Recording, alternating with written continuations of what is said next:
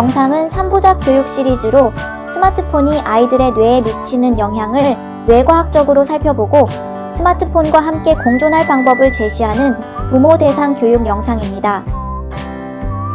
이번 2부에서는 스마트폰이 아이들의 마음과 행동에 어떤 변화를 일으키는지 알아보겠습니다. 네, 여러분 안녕하세요. 저는 한경국립대학교 복지상담학과 류현정 교수라고 합니다. 반갑습니다. 스마트폰 속에 빠진 아이들의 심리 상태를 한마디로 표현하는 신조어가 있는데요. 노모포비아라고 들어보셨나요? 노 모바일 폰 포비아, 즉 스마트폰이 없으면 극심한 불안과 공포를 느끼는 현상을 이야기합니다. 최근 청소년들 사이에서 이 노모포비아 증상이 매우 흔해지고 심각해지고 있는 추세인데요. 한 연구에서는 청소년의 70% 이상이 이 노모포비아 증상을 보였다고 합니다. 그러면 왜 스마트폰에 이렇게까지 집착을 하게 될까? 그 중심에는 뇌의 도파민 보상 시스템이 있습니다. 스마트폰을 사용할 때 특히 SNS 알림, 좋아요의 숫자, 관심의 댓글, 또 하루에도 수십 개씩 업데이트되는 좋아하는 영상 등이 있을 때 우리의 뇌에서는 도파민이라는 신경 전달 물질이 빠르게 분비되어 강한 쾌감과 보상을 느끼게 해줍니다. 일상의 놀이에서 쉽게 얻기 힘든 즉각적인 만족감을 이 스마트폰이 쉬지 않고 계속해서 우리에게 제공해 주는 것이죠. 문제는 이렇게 빠르고 강한 도파민 자극에 반복적으로 노출이 되면 점차 일상의 평범한 활동으로는 흥분을 느끼지 못하는 상태가 돼버린다는 겁니다. 스마트폰을 통한 과도한 도파민 분출이 급격한 기분 저하로 이어져서 다시 강한 자극을 찾는 악순환이 생겨서 일종의 중독으로 발전할 수 있는 겁니다. 스마트폰 과의존이 지속되면 정서적으로도 큰 변화가 옵니다. 우선 감정 조절 능력이 떨어지고 우울감과 불안감이 높아질 수 있다는 점입니다. 최근 실태 조사에 따르면 스마트폰 사용 시간이 늘어날수록 청소년의 우울 점수가 상승하는 뚜렷한 상관관계가 나타났습니다. 스마트폰 속 SNS에서 끊임없이 타인의 삶과 비교하고 반응을 신경 쓰다 보면 현실에서 자신을 더욱 불안해하고 우울하게 느끼게 만드는 것입니다. 한편 스마트폰 알림에 늘 신경이 곤두서 있는 아이들은 만성적인 긴장, 즉 과각성 상태에 빠지기도 합니다. 작든 크든 자극에 과민하게 반응하고 밤에 자려고 해도 쉽게 각성이 가라앉지 않아 수면에 문제가 생기죠. 이렇게 주의력 저하와 과각성 상태가 악순환을 이루면 아이들은 더욱 짜증을 내거나 충동적, 공격적으로 행동할 수 있습니다. 스마트폰에 관심이 있으신 부모님들이라 이미 팝콘 브레인이라는 말을 들어보셨을 수도 있을 것 같습니다. 팝콘처럼 튀어오르는 자극에만 반응하도록 우리의 뇌가 길들여진 상태를 말합니다. 실제로 관련 연구들에 따르면 요즘 아이들이 10분 이상 한 가지 일에 집중하기 힘들어하는 비율이 50% 넘는다라는 조사도 있고 흔히 숏폼, 릴스라고 하는 짧고 강한 영상 콘텐츠만 선호하는 경향이 70% 이상이라는 보고도 있습니다.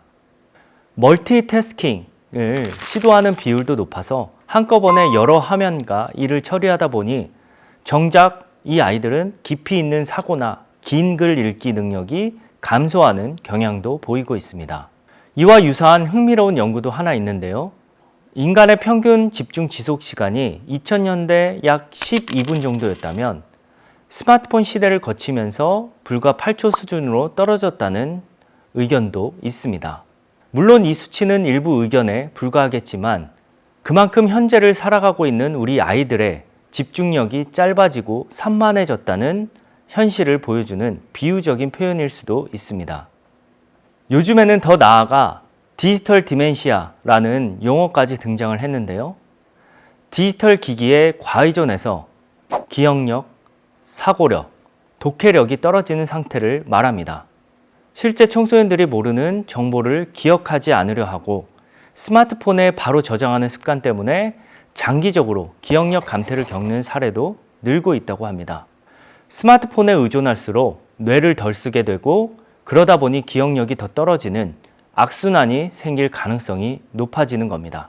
연구에 따르면 스마트폰 과다 사용 집단에서 뇌 회백질 밀도 감소와 기억력 저하 사이에 뚜렷한 상관관계도 확인되고 있다고 하니 이 디지털 기기가 아이들의 인지 능력을 떨어뜨릴 가능성을 우리는 무시할 수 없겠습니다. 다음으로 스마트폰은 아이들의 사회성 발달에도 그림자를 들이웁니다.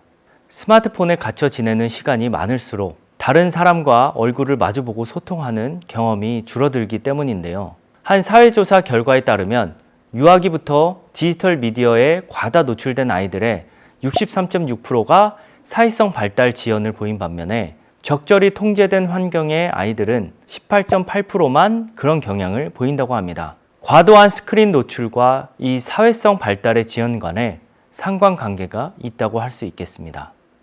전문가들은 특히 성장기 아동 청소년의 경우 타인의 얼굴 표정과 감정을 읽는 능력이 크게 저하되어 또래 관계에 어려움을 겪는 사례가 증가하고 있다고 지적을 합니다. 즉, 공감 능력과 대인관계 기술이 스마트폰 속 가상소통에 밀려서 제대로 길러지지 않는 것입니다. 유감스럽게도 이런 영향은 가정 내 소통에서도 나타납니다. 혹시 온 가족이 각자 스마트폰만 들여다보고 대화가 단절된 모습을 경험하신 적이 있으신가요? 실제로 한 부모님은 스마트폰을 과하게 쓰길래 강제로 뺏었더니 아이가 극도로 분노하면서 방에서 나오지 않는다고 합니다. 또 무슨 얘기를 해도 듣지 않고 식사도 거부하면서 가족 간의 대화를 완전히 차단해버렸다고 절박함을 호소하기도 했습니다. 스마트폰으로 인한 갈등이 이 가족 관계의 단절로까지 번질 수 있다는 것을 보여주는 사례라고 할 수 있겠습니다. 자, 정리하면 스마트폰 과의조는 아이들의 마음 건강에 여러 위험 신호를 보냅니다. 불안과 우울의 증가, 집중력의 약화와 기억력 감퇴, 공감 능력 감소와 인간관계 미숙, 가족 갈등 등 심리, 행동, 사회성 전반에 걸쳐서 부정적인 변화를 가져올 수 있습니다. 물론 모든 아이가 똑같이 영향을 받는 것은 아니지만 우리 아이에게 이런 징후가 보인다면 이제는 부모로서 개입하고 도와줄 시점일지도 모릅니다. 다음 3부에서는 그러한 예방과 해결 전략에 대해서 구체적으로 알아보도록 하겠습니다. 감사합니다.